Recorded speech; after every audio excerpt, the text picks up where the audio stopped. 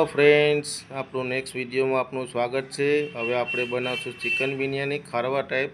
જો પહેલાં તેલ ગરમ થઈ ગયું છે, તેમાં નાખી છે ડુંગળી, તેને બરોબર શેકી। હવે આવશે ટમેટા, પછી નાખશું આપણે મરચાં, પછી લસણ પેસ્ટ, પછી હળદર, પછી લાલ મસાલો નાખશું બરોબર, પછી તળેલી ડુંગળી આપણે એમાં નાખશું સ્વાદ અનુસાર, અને પછી આવશે કઢી પત્તા, તેને પણ આપણે સ્વાદ અનુસાર નાખશું।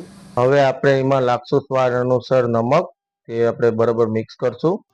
હવે આપણે નાખશું એમાં ધાણાભાજી, એ વધારે નાખવી પડશે સ્વાદ અનુસાર, એ ટેસ્ટ બરાબર આવે।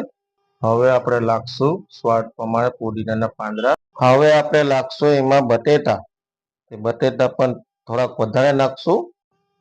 હવે આપણે ચિકન પણ ધોઈ નાખશું બરાબર સાફ કરી, અને ચિકન આપણે નાખશું ટોપિયામાં। હવે જો બરાબર હલાવે છે આપણે। હવે જીરું આવી ગયું, આમાં જીરું નાખી ને પછી આપણે ચિકન નાખશું। તો હવે આપણે ચિકન નાખીએ છીએ, બધી ચિકન નાખી દેવાનું છે આપણે વ્યવસ્થિત।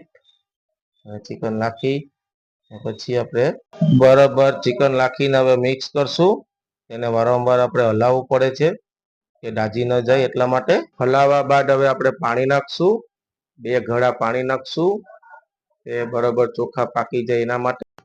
હવે આપણે ચોખા ધોઈ નાખ્યા છે, તો ચોખા નાખી દીધા છે આપણે વ્યવસ્થિત। હવે આપણે એને મિક્સ કરવું પડશે, આમાં થોડોક સમય પણ લાગે છે મિત્રો।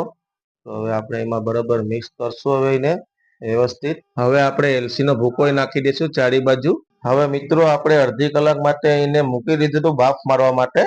તો હવે એમાં આપણે ગરમ મસાલો નાખી છે, ચિકન મસાલો કહેવાય એને બરોબર। હવે આપણે એને હલાવી લઈશું બરોબર, તો આપણે ખબર પડે કે પાકી ગયું છે કે કાચું છે બરોબર।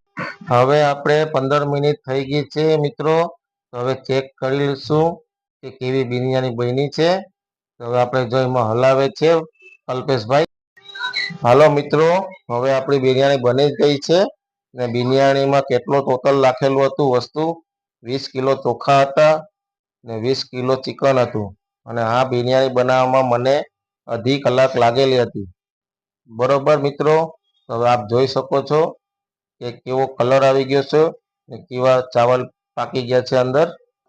ભાઈ લાઈક કરજો, સબસ્ક્રાઇબ કરજો, અને અમારી રેસીપી કેવી લાગી છે કોમેન્ટમાં તમે જણાવજો।